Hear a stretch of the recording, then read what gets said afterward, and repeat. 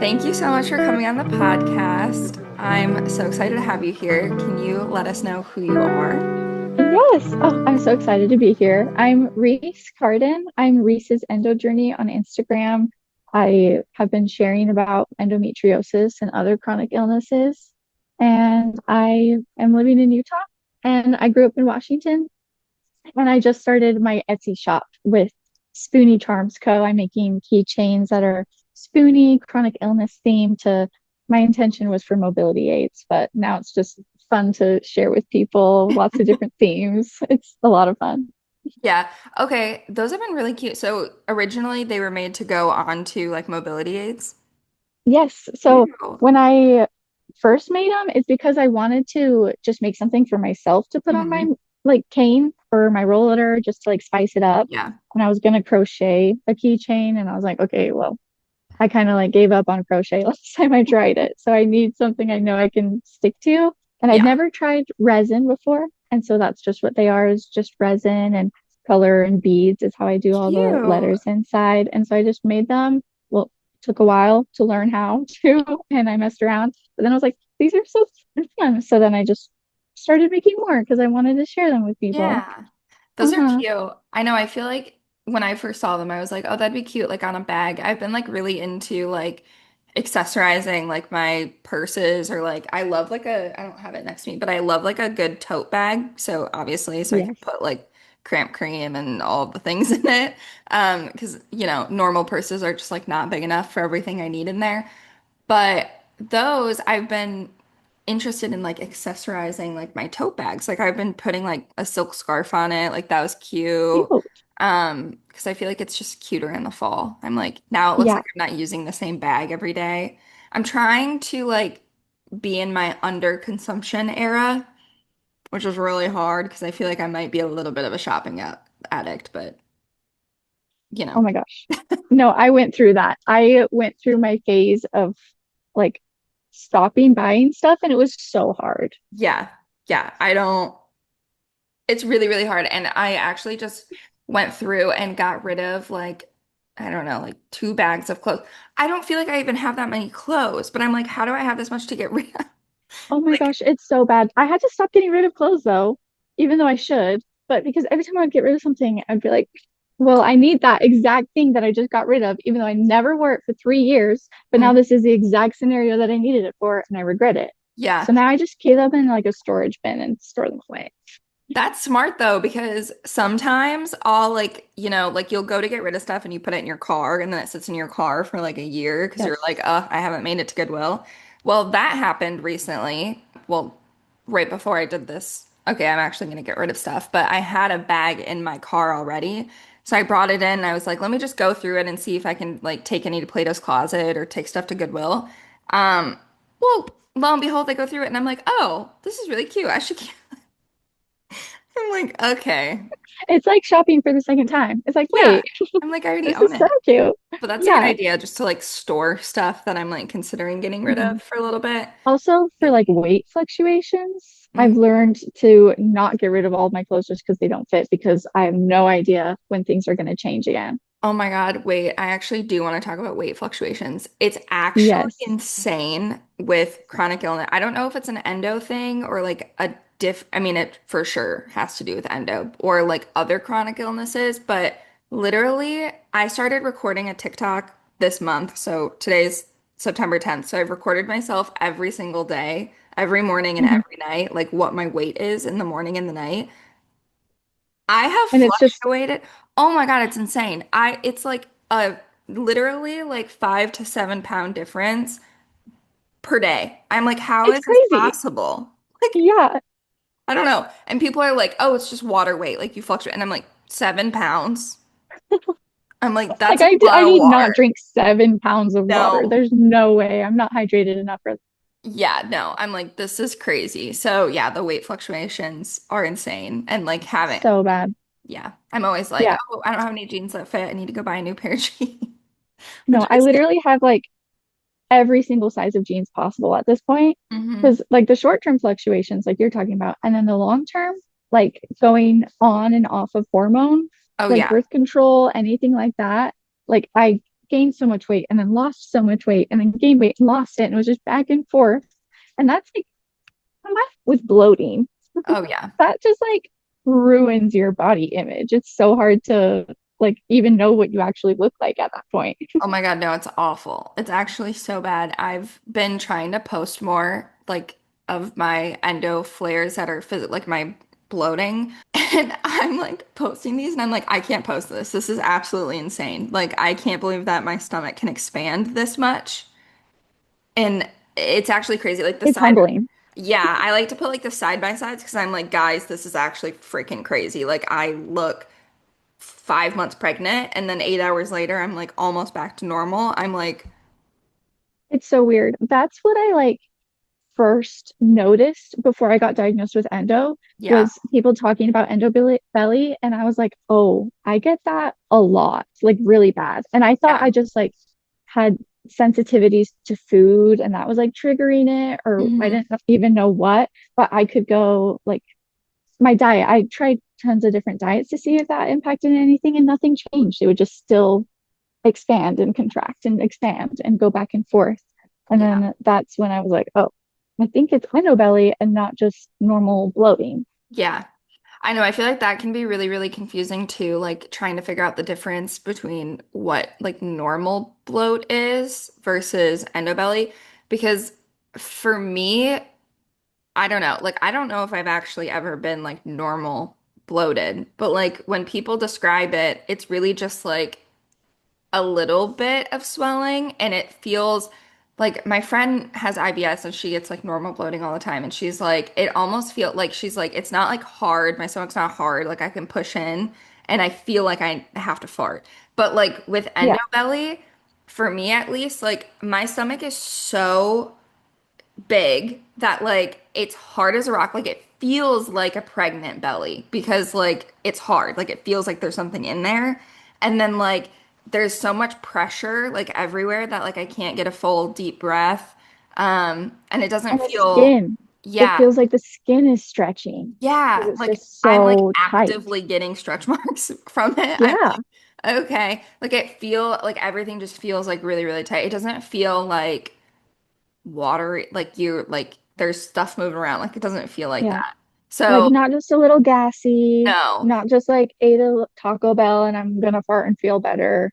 It's no. like Or it like you need to go to feels the like, bathroom. Like it's not, yeah, and like none of that relieves it. Even if you can magically get yourself to like have gas, it doesn't feel better. Like it's not like, no.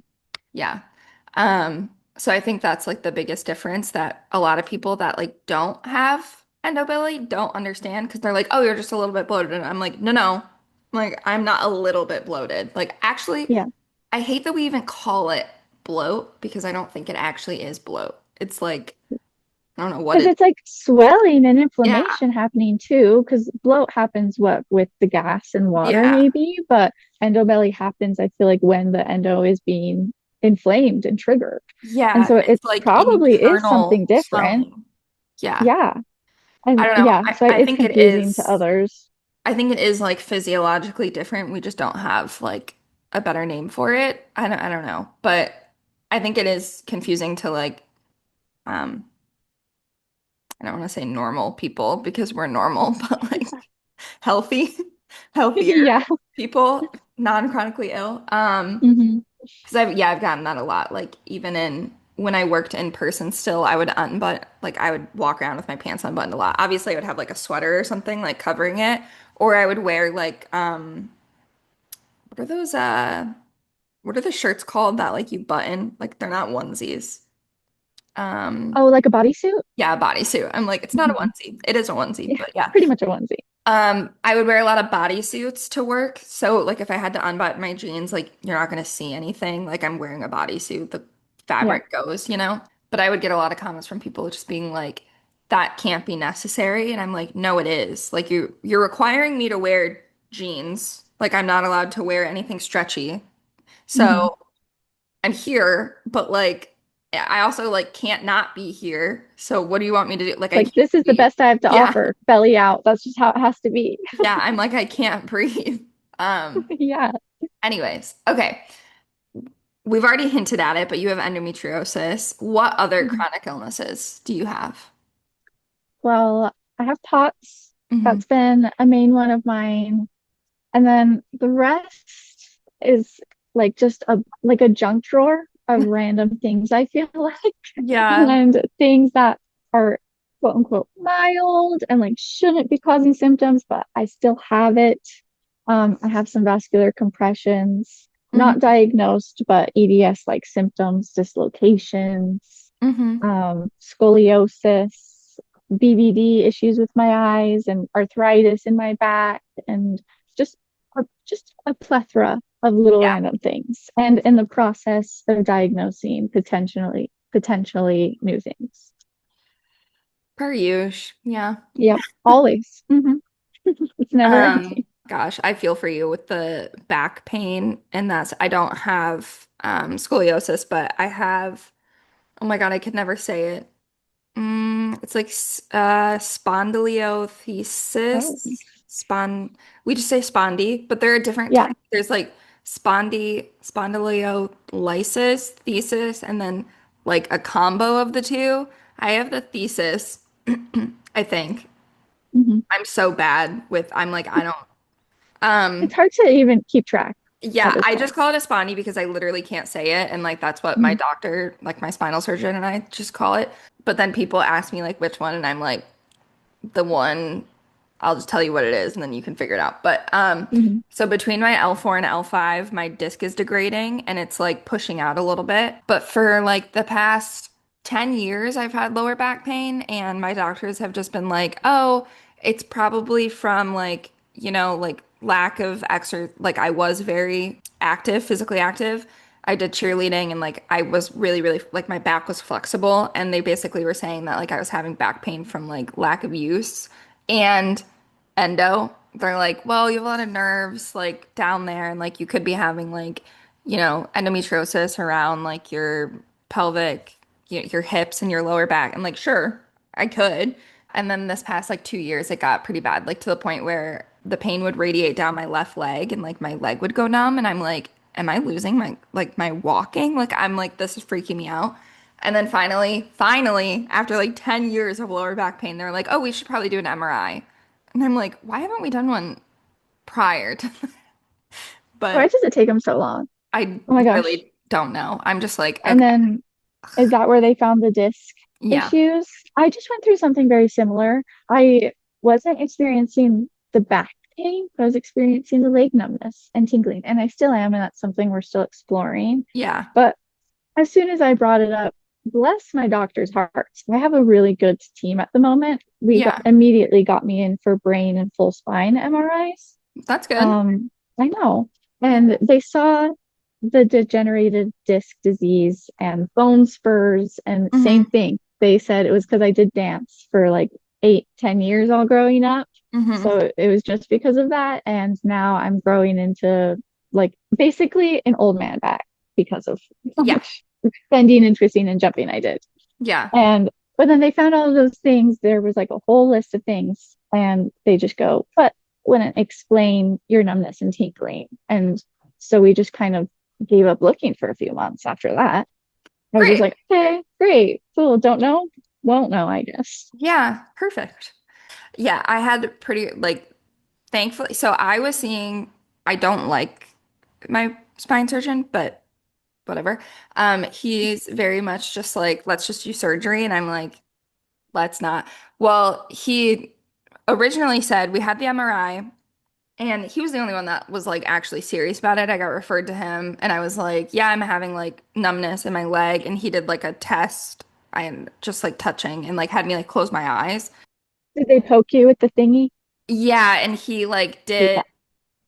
I mean, it makes sense so that you like can't see what's going on. But he also like did, like pushing against, like I had to push against his hand with my foot. Did like reflex tests with the little, I can't think of what things are called today. The little reflex thing that they hit The you hammer with. thing. Yeah, but he did all of that with like my eyes closed and my left leg was like substantially worse than my right leg. And he was concerned about that. He was like, "Okay, yeah, we have to do an MRI and make sure that like something you don't have like a broken back, basically. Went in there, saw that my disc was degrading, and then it was also like pushing out. And he immediately was like, okay, we can schedule you for surgery. I was like, what? I'm like, what do you mean? I need like a second to think. Like, wh Oh, spinal surgery is not like a easy surgery. no, I'm like, back huh? surgery is bad. Yeah. Like And that's then intense.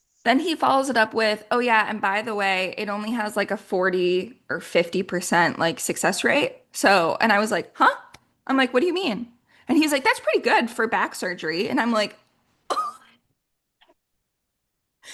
Um, success for what though? And he was like, well, success for your pain being gone for more than 2 years. huh. Huh? I was like, okay, so you're gonna go in.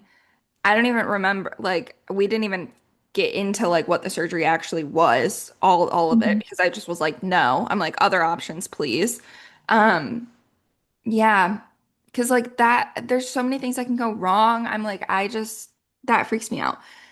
The Anyway, recovery so alone, yeah, the like recovery alone was that awful. would be intense. Yeah, so we've been trying like physical therapy. I haven't. We've talked about injections.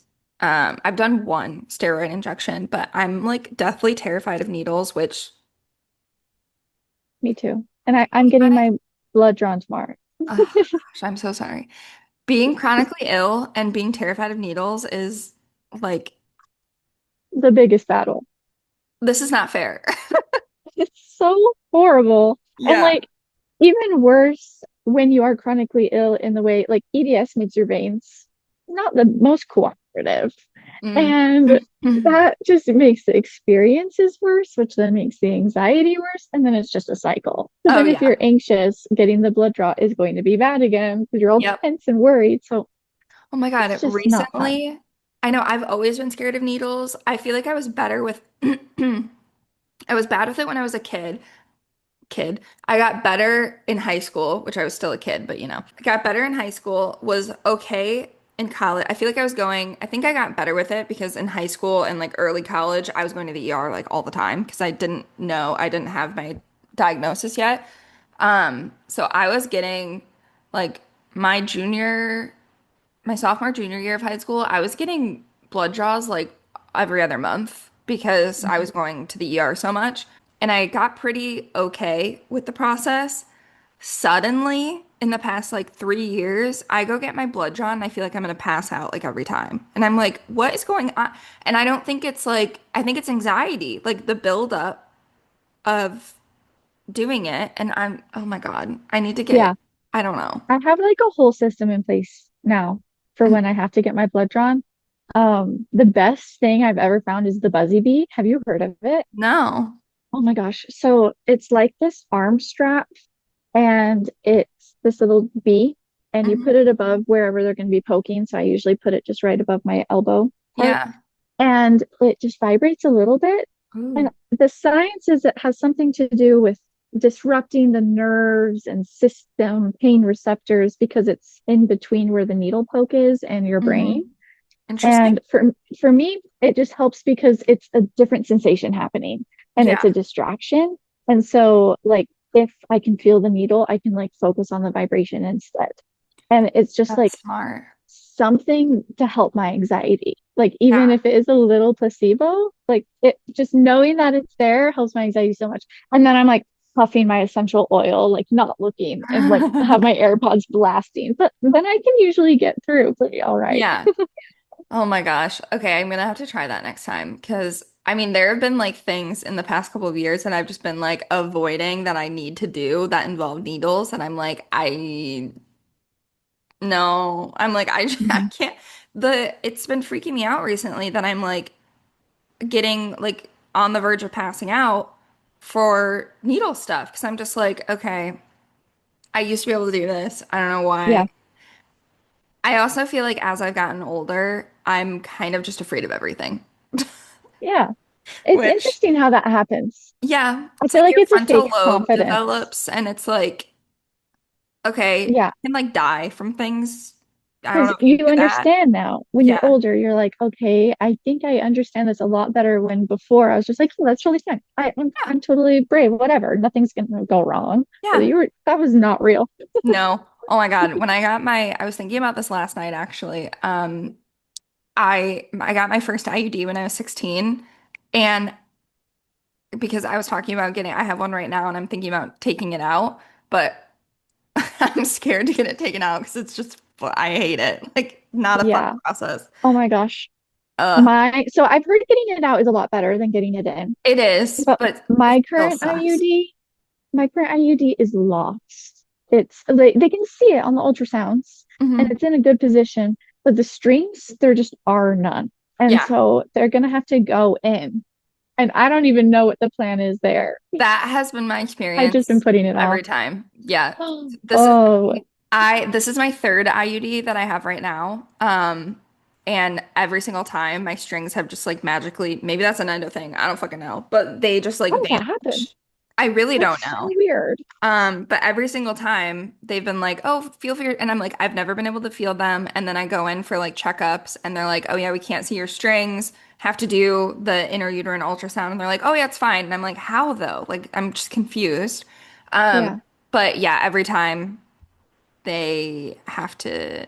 The first time was actually kind of convenient, I guess. It helped me get my endo surgery, but because I was pushing when I was like 19, I was pushing my OB to do the diagnostic surgery for endo because I was like, I just want to know. She was kind of against it because she's like, surgery doesn't help, yada, yada, yada. But then also, they checked my IUD and couldn't find the strings, and it was sitting okay from what she said, but she said that it was a little bit off center. She's like, we'll just go in, take it out, and that was probably what was causing your pain, but we'll look for endo as well. And I'm like, okay. So they surgically took out that IUD and then like looked for endo, found I have stage 4 endo. It was an ablation. I didn't know what excision was at the time. So all that fun stuff. I know that you have a similar. But anyways, yeah, so thankfully they took that one out, sir. I'm like, put me back under to take them out. I'm good. Like, I don't know. So they took that one out and then put a new one in because I have a blood clotting disorder, so an IUD is the only type of birth control I can be on. Also, I have a retroverted, I think that's what it's called, Oh, verted yes. uterus. I didn't even know. They didn't even tell me until Yeah. afterwards. They were like, "Oh yeah, it was a little bit more difficult because your uterus was sitting, it was retroverted." And I was like, "Huh? Like, what does that mean?" I Anyways, had, have you ever heard of a venogram? no. So I had to get one of those done to look at my vascular compression of Nutcracker syndrome. Hmm. And that you have to be awake for, I guess. I had to be awake for it. And this is the only thing I've ever had to be awake for, but I had a nurse like with me the whole time because I was terrified because what they have to do, basically they punched a camera into a vein in my neck and then put that camera all the way through the veins down to look in my kidney. So it snaked all the way through my body. Oh my God, you are so much It, stronger than me. I could oh not my do gosh. that. And it was so scary. They wouldn't let me look at any of the tools when I first got in the room. They like had me turning and looking at one side only. And then they put a tarp on top of me. I'm laying on this table and they put a plastic tarp on me and they like give me an oxygen mask and they're like, it's so that you can't look. But I'm glad I couldn't look because it must have been terrifying if they were like that insistent on it. But it made me feel like I was a corpse about to be like autopsied. So terrifying. And when I think of doing anything scary, I'm like, okay, well, if I did a venogram, I can do whatever this is going to be. Yeah, on it, I'm more power to you. I'm scared of I will that still sound. request getting knocked out if I can for my IUD retrieval and removal if it's intense, because I would like to avoid the trauma if Yeah, possible. I've also heard of people getting like laughing gas, like not fully put under, but getting like laughing gas. But most of the time, like it's not, you have to pay for it out of pocket. Like insurance won't cover that. But I'm like, I will pay Take for my that. money. Yeah, I'm Yeah. like, please. Oh, the whole point of that tangent was I was thinking about this the other night, and I was thinking about my younger self and how I just didn't know things, so I wasn't as anxious. And when I got my first IUD put in when I was 16, I thought it was like a tampon situation.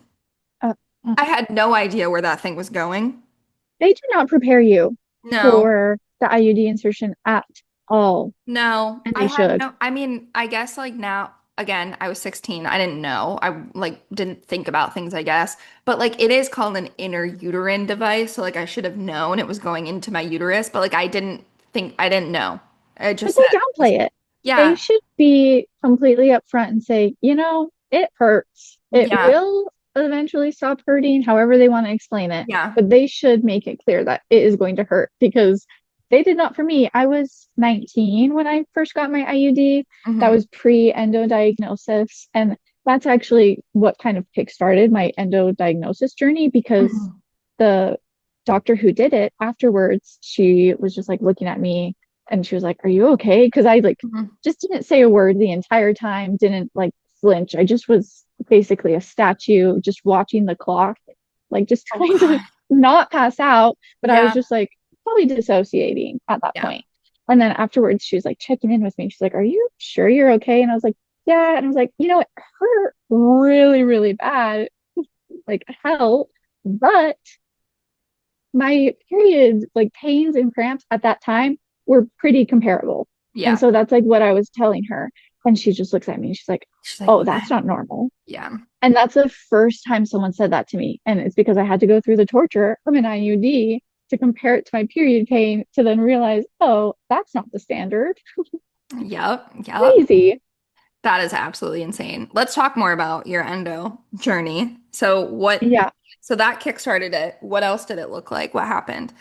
So that it was that same year that I got my diagnostic surgery with just an OBGYN, Hmm. and he also removed and replaced an IUD during that surgery. So I didn't have to be awake for any of that, Yeah. which was really nice. But he didn't put in the IUD that he said he was going to put in. He told me he was going to put in the Marina, and I just found out I think a year after the surgery that or no, 2 years after the surgery, he put in a Laletta IUD. So Oh, they're pretty much the same, yeah. but to not have that like made clear is a big issue. Like if there was a recall or just to know Yeah. what's in my body, I Also, feel like like isn't technically, pretty big.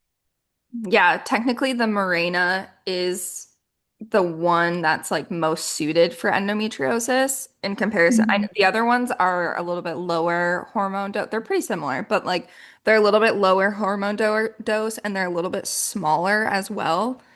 Yeah. I had a similar thing. My doctor put in, I had a Mirena, got it taken out, and she put in the Kylena. Oh, And that's what I had first. And that's a way lower yeah, yeah, dosage yeah. of hormones than the Marina is. Yeah, so I had Mirena, went in for the surgery for endo to get the Mirena out, and she put in the Kylena. And I also didn't know. I didn't know I had the Kylena until I got it taken out. And I was like, Yo, huh? that's not Yeah, okay. because the one that like took it out and then this traumatic experience, she was putting the Mirena in and she was like, this is a Kylena, this is small. And I was like, huh? And she's like, that What a might way be to find why. out. Yeah, and she also like had mentioned she was like maybe that's why your string went missing, but it's not because it's missing with the Marina now too. But she had like Mhm. a suspicion that like it was too small for my uterus. I don't know, which I don't. Anyways, keep going. I don't think that that's like accurate at all, but It's just interesting. Crazy yeah. how it happens. Another thing, like doctors just like not telling. I have so many stories of like things that I'm like I was just not told like at all. Withholding important Yeah. information. Yeah. I feel like it's wrong. But it's that same doctor, that OBGYN, who also did an ablation instead of an excision, which I didn't know the big difference, but when we were talking about it in appointments, we would talk about excision surgery. Oh, really?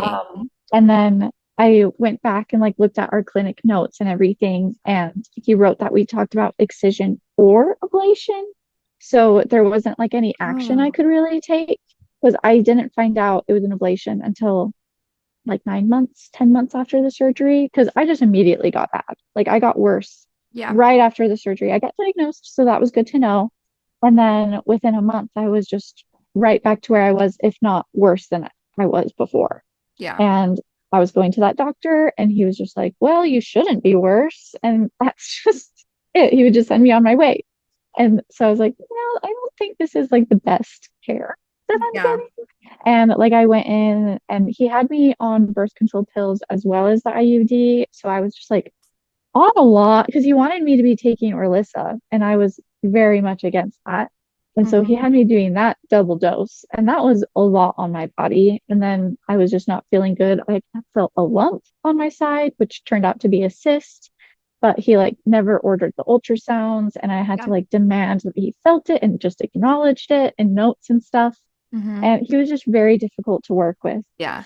And We have it like was, a very, very similar experience. My it's doctor did so the same stuff. unfortunate. I didn't know, I had no idea that excision existed though. So like I knew she was going to do an ablation, but she only burned off like a little bit. That she like felt, I mean, I guess I'm thankful that she only did what she felt comfortable with, but like at the same time, she barely did Like, why anything. even do it at Yeah. that point? She barely did anything. And then like after the surgery, she was like, "Oh yeah, you have endometriosis everywhere. Like you have stage 4 endo. It's everywhere."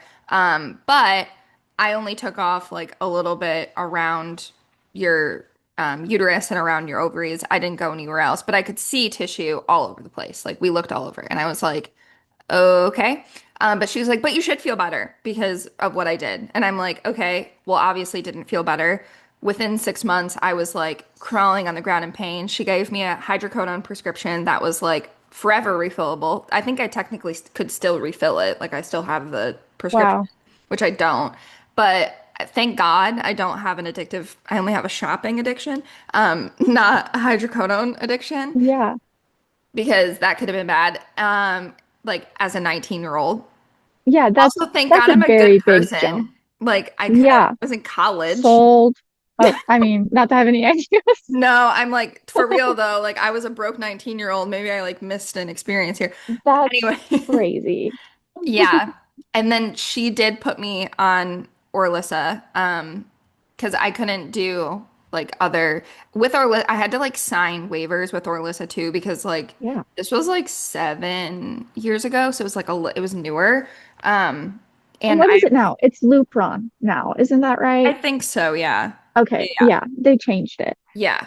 But yeah, I did Orlissa, horrible experience. So I was like so sick during the whole time. I was having like fevers every single day. I was on it for like 3 months. I had fevers like every day. I was literally like sick the whole time. I felt like shit. I was gaining weight. All of the things, like hot flashes, everything, crying like Yeah. every single day. And then I was getting like shortness of breath. Like I couldn't walk like from my car to my doctor's office without being like horribly short of breath. Um, and that's when I started getting like pre-syncope, like all of the thing. I was like, I just don't feel good. Like I'm like, I think it has to do with the medication. I go in to see her and she's like, you never wanted to be on the medication anyways. You're putting this all in your head. Like this is anxiety. Like you're pretty much coming up with like these symptoms are not because like some of the side effects that I was getting were not listed side effects. So she was like, no. And I'm like, That's what I'm feeling. Like, what do you mean? Um, so like What a claim. yeah, like shortness of breath and presyncope were not listed side effects, I guess. I don't even know. Maybe they were, maybe they weren't. But according to her, I shouldn't have been feeling that. So I wasn't feeling that. I Why was, is that like the go-to? They're like, you yeah, shouldn't feel that, so that means you're not. And then yeah. they're like, problem solved. I know. And then I was over here like getting more and more anxious because I have a blood clotting disorder. So I was like, do I Yeah. have a pulmonary embolism? Like, are we sure? Can we like look? So then we looked, I didn't, but like my heart rate was like all over the place. So this is when I started getting like POTS symptoms, but I didn't know Mhm. what POTS was. I didn't know. And everybody was just like, you have anxiety. I'm like, guys, I'm on a walk and my heart rate's getting to 200. Like, what do you mean? This is not normal. Um, so anyways, had all of that. And then I have this like lymph node right here, and it's literally Mhm. the size of like a jawbreaker, like a large jawbreaker. And I got it while I was on Orlissa, and it's never gone away. Like I just got this like big inflamed lymph node that I had to get looked at, and they're like, it's just an inflamed lymph node, so like it's fine. But like I guess that happens sometimes when you have like really bad immune issues. Like I was sick for months, but Yeah. I'm But pretty, to never go away, that's a yeah. lot. Yeah. So it's just forever there. Like sometimes, this is gross, but sometimes my jaw will literally hit it, like my Oh, jawbone right here, because it's huge. That's my that's experience with Orlissa. wild. Love. They wanted me to go on it, and I looked at one Facebook group and I was like, nope, Fuck no. yep, sign me I, out. I will not be yeah, doing that. it was a horrible experience. I've heard of some people that were okay with it, but most people have said that it's a really, really bad experience. Yeah. And I mean, this is like a wild thing to accuse Orlissa of, but I think it gave me POTS. Like, I think Yeah. that it induced POTS. Like, maybe I was gonna get it eventually, but I think that the like havoc it put on my immune system it gave me POTS. Like, I don't know, because Oh, I believe it. that's when all of my symptoms started. And it sucked because it was like 3 months before COVID started. So I was like going in for shortness of breath and like passing out and all this stuff. And then all of a Yeah. sudden COVID started and they were like, you have shortness of breath, you can't come in. And I'm like, I've had it before, please. Like, but that's why I need to be here. I know. And they're like, no. I'm like, Oh please. my gosh. Anyway, That is so stressful. yeah. It's so sad that there's not better options for endo management. Like, not even just a cure, but some sort of better management would be better than what we have. Because Yeah. excision is the gold standard, Mhm. but that's not the most accessible treatment for everyone. No, and it's like it's a 6 to 8 hour long surgery. Like it's not Yeah. an easy thing. It's a long And the recovery recovery. time, yeah, Yeah. it takes so long. Like you feel better maybe Hmm. soon after, but like long term, the recovery is a lot longer than that to Yeah. like see actual progress from like disease recovery. Yeah. But even then, not everyone sees progress after excision surgery. And like that's our best we have to offer. And so it's just devastating because there's millions upon millions of us. I Like know. there should be something better than just our heating pads. Agree. I know. It's hard. And thankfully, like through the podcast and through the podcast Instagram and like community and everything, there are like some things that I found that like help like symptom management, but it's so crazy because I've had endo for 7, 8 years, and for at least 5 years of that, I was just like, what was I doing? Like, I don't know how I was getting Yeah, through any of it. Like, that's crazy. no. I I think within a few months after getting my diagnosis, I was a part of the online community. And Hmm. so I don't feel like I ever had to navigate it by myself, Yeah. which like a blessing because like you said, so many tools and resources and Mhm. recommendations, balms, creams, whatever Yeah. that help so much that just make like getting out of the house possible. And also like mobility aids and seeing Mhm. that like community and fellowship with that and Yeah. supporting each other. Like that's just huge. I think community is like the best treatment plan we have at this point. Yeah, I think so too. It helps so much, like being able to communicate with other people that are going through similar, like there are so many symptoms that I have that I have just like I like didn't talk about because I was like, oh, I'm probably alone in this. It probably doesn't have to do with anything. And then I like post one story on Instagram where I'm like, anyone else experience this? And like everyone else is experiencing, and I'm like, what? Like there's It's just so wild. many, it's amazing, truly, because you're like, I mean, I think that having the community is like taken me out of depression that I had for like years, because Yeah. that I like didn't realize that the depression was really, I mean, I would always say that it was because I was chronically ill. I'm like, it just sucks. Like my life, I can't live my life the way that I want to, but I'm still chronically ill and I feel better about like Mhm. mental health. But I think it's just because I have people that get it now. Whereas before, no one understood what I was going through. Yeah. So like, of course you're going to get depressed. It's like extremely isolating. And And when no one else understands, it's hard for you yourself to even understand yeah, because you don't have the opportunities to talk about it, to process it, to relate with people. And you need that to be yeah, able to even know what's going on within your own body. yeah, 100%. Okay. While we're talking about social media, my biggest question for you as somebody who is like sharing a lot on social media, how do you balance sharing your personal experience with educating others as well? So, yeah, what does that balance look like for you? I think, well, when I first started my Instagram, a lot of my posts were more educational because I was learning myself. I was using it as an opportunity to teach myself, and then I put it in a post and then post that. And then as more people started seeing those, I realized I'm not I'm not a professional. I'm not a medical professional.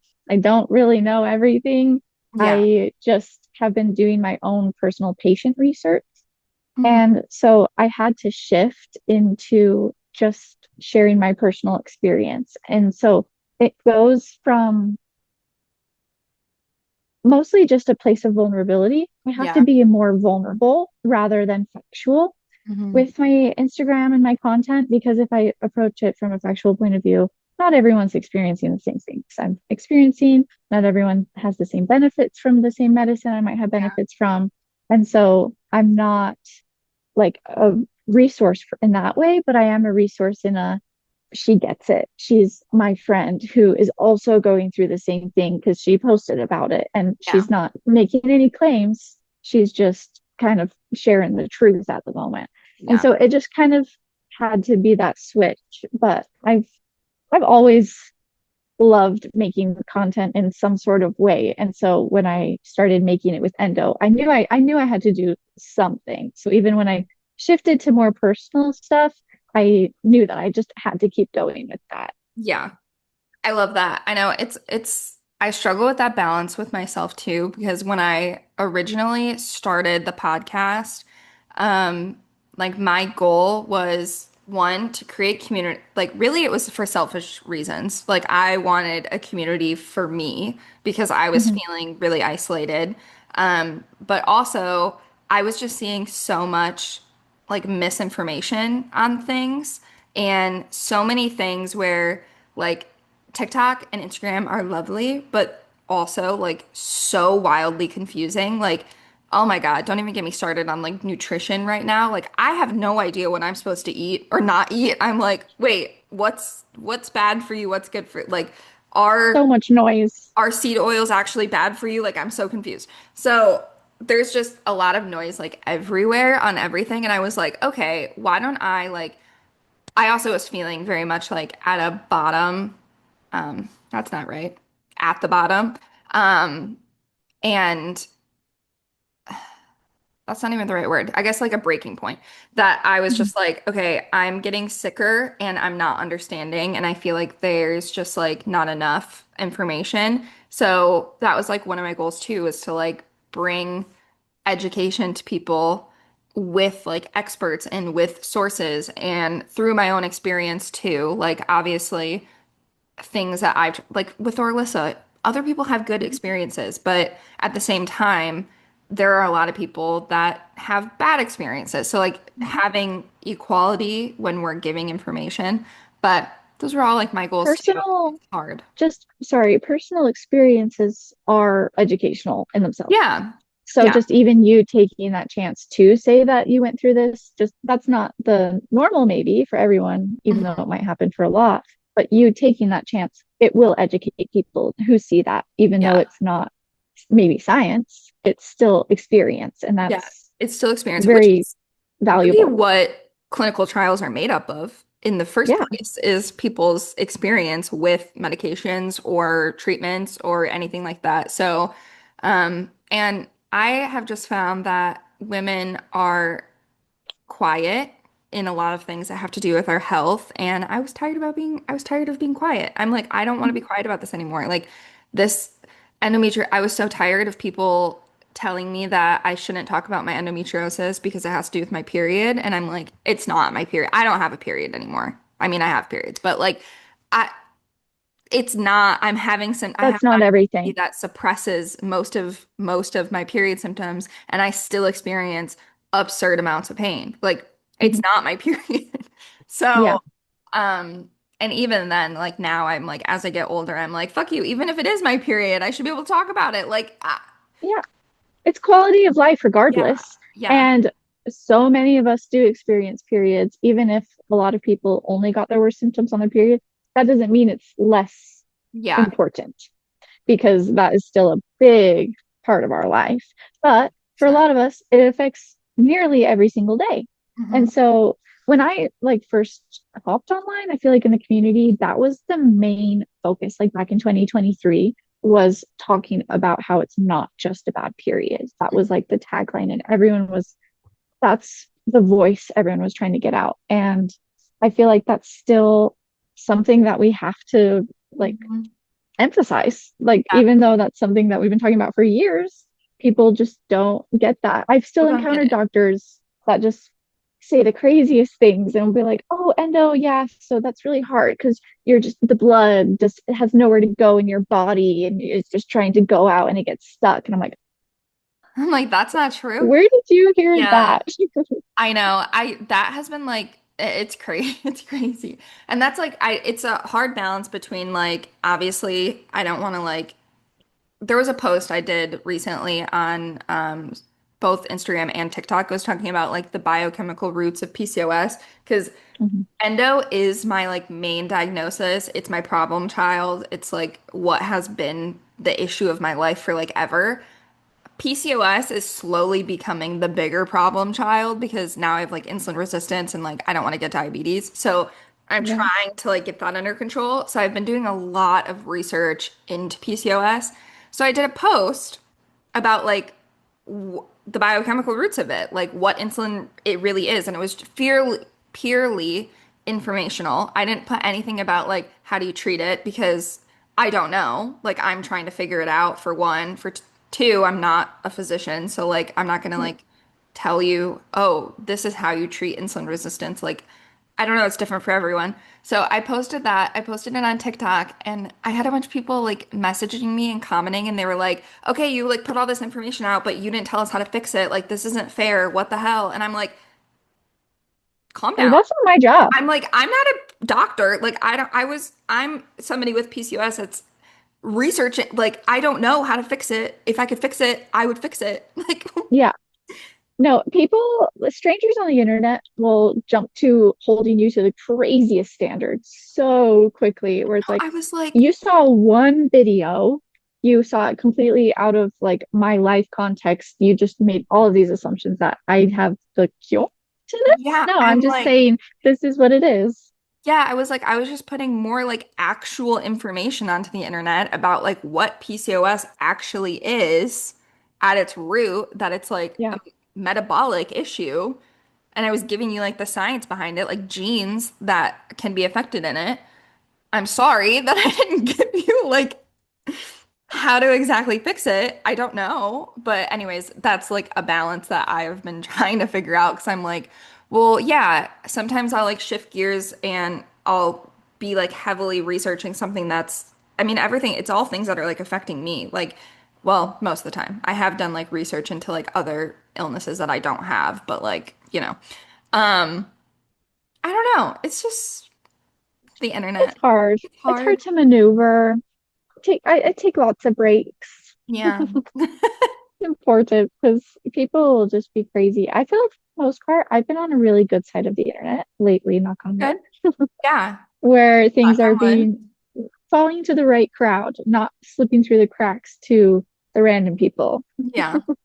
Yeah. But I you hope it can't stays stay that away way. from them forever. True. They'll find you at some point, but it's Yeah, okay. It's fine. yeah. Um, okay. One more question for you. All right. So what is one resource, like a book, a podcast, an account, a product, anything like that, that you'd recommend to other people dealing with endometriosis?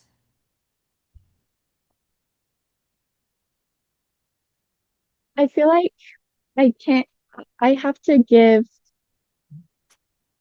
it would be so hard to come up with just one thing. So I'm gonna have to say a kit. Hmm. making your flare kit. That's my answer. But within the kit, having anything and everything that you could possibly need, because having a flare kit, flare basket, flare cup, whatever you want to call it, Hmm. you can take it with you wherever you go. So whether that's from the bed to the couch or anytime you leave the house, you already have everything you need. So usually in mine, it has all of my nausea relief, my alcohol pads, my peppermint oils, my Hmm. balms. CBD is probably like my biggest resource. I also just use Medcana a lot in my Yeah. daily life for pain management and electrolytes, mobility aids, having a foldable one on hand, or even if that's my one thing I could recommend to people, if you're even just thinking about using a mobility aid, start using one. Just try it. You don't have to go out on the town right away. You Yeah. can start using it at home on flare days and just see how it helps you because that's something that changed my life the most. I feel like it gave me the opportunity just to feel comfortable being out on Yeah. my own 2 feet a lot more often. I love that. That's a really good one. I honestly would say the same. I normally say like a kit or something like that. Um, which again, like it's crazy because I'm like a couple years ago, like I didn't know any of this stuff existed. Like I was Mhm. not, I was just And using, now I can't live without any of yeah, it. I'm like, no, anywhere I go, I have a topical with me. I have a heating patch. Like I'm like, no, no, Mhm. just in case. Yep. Um, I've actually started, that's why I have like a tote bag for like everything because I have like a toiletry bag. I really like the what is it? The LL Bean Oh toiletry yeah. bag that you can like monogram your name onto. I think it's like super cute. But I use that for everything and I just put all of my stuff in there and it's just like a little toiletry bag that you can take it with you Yeah. everywhere. Um, It's so nice to have on hand. And like it just eases so much of that anxiety of like, okay, what if I'm outside of the house and I flare up and I need this or I need that? You just yeah, already have it on you hand. have I it. feel like it helps so much. I love. Okay, where can people connect with you? Reese's Endo Journey is my username on Instagram, YouTube as well. Haven't really been posting over there, but I'm there. Instagram is my main platform where I post anything, everything, and maybe a little too much. Yay! Thank you so much for coming on the podcast. This has been so fun. Yes, so much fun. Thank you so much.